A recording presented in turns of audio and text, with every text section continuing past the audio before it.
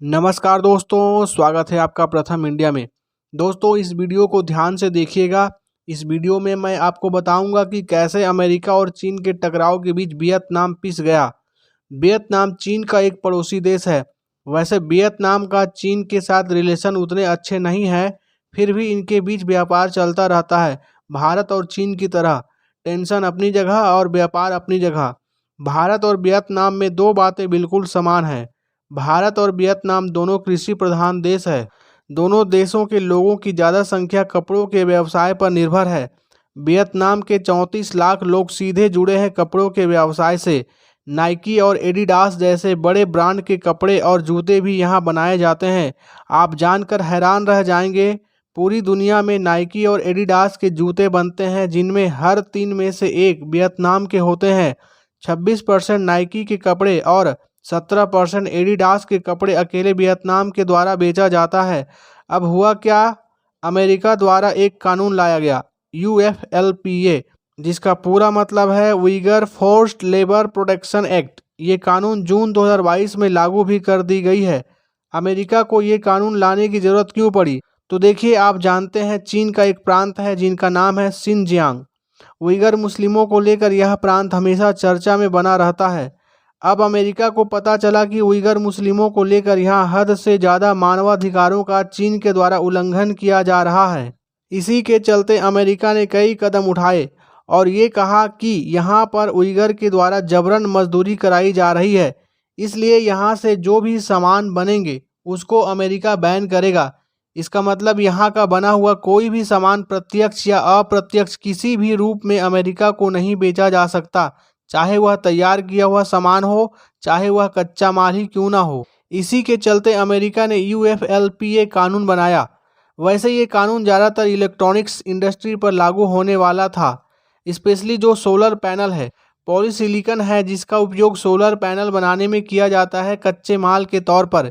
यहाँ पर आपके मन में एक सवाल ज़रूर आ रहा होगा, आप सोच रहे होंगे अमेरिका ने ये कानून तो उइगर मजदूरों को ध्यान में रखते हुए चीन के लिए बनाया, इसका वियतनाम से क्या लेना देना? तो चलिए मैं आपको बताता हूँ। दरअसल वियतनाम अपने कपड़ा उद्योग के लिए जो कॉटन इस्तेमाल करता है उसे मंगाता है शिनजियांग से। इस कॉटन से ब्रांडेड कपड़े बनाकर इसे एक्सपोर्ट करता है अमेरिका को। अब चूंकि वियतनाम शिनजियांग से लाए हुए कॉटन के कपड़ों को अमेरिका को एक्सपोर्ट कर रहा था, इसलिए अमेरिका ने वियतनाम पर इस कानून के तहत बैन लगा दिया। इस कानून की वजह से वियतनाम पूरी तरह से फंस चुका है। बताया ये जा रहा है कि अब तक 1 लाख से भी ज़्यादा लोग बेरोजगार हो गए हैं जो इस कपड़े के व्यवसाय से सीधे तौर से जुड़े हुए थे। एक तो पहले ही मंदी की वजह से जो बड़े बड़े देशों की डिमांड थी वह कम हो गई थी, ऊपर से ये कानून की मार। वियतनाम को यहाँ पर दोहरा झटका लगा है। इन सब कारणों से वियतनाम की GDP भयंकर तरीके से गिर रही है। अब आप कहेंगे वियतनाम कहीं और से भी तो कॉटन मंगा सकता है, इसमें इतना हाय तौबा मचाने की क्या ज़रूरत है? तो देखिए, ये इतना आसान नहीं है। वियतनाम 90% कॉटन चाइना से ही मंगवाता है और एक जो कारण है वो ये, वियतनाम के अंदर के मैन्युफैक्चरर हैं वह खुद ही चाइनीज इन्वेस्टर हैं।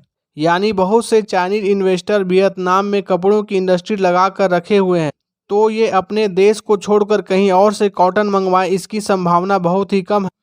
अब इसमें जो अमेरिकी इंपोर्टर है जो वियतनाम से कपड़े और जूते मंगवा रहे थे, उनको भी दिक्कत ज़रूर हो गई है, लेकिन उनकी यह समस्या टेम्पररी है। उनके पास ऑप्शन है, वे भारत से, बांग्लादेश से या पाकिस्तान से इंपोर्ट कर सकते हैं। वियतनाम की ये मुसीबत भारत के लिए कैसे एक अवसर बन गई है, तो एक खबर अप्रैल महीने में निकल कर सामने आई थी। पाउचेन, जो कि ताइवान की एक फुटवेयर कंपनी है, ये एडिडास और नाइकी के शू बनाते हैं, बड़े बड़े ब्रांड के शू बनाता है। तमिलनाडु में एक इंडस्ट्री खोलने जा रही है। 2300 करोड़ की ये डील फाइनल भी हो चुकी है।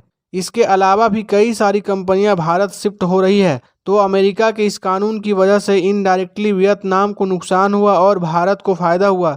तो फिलहाल इस वीडियो में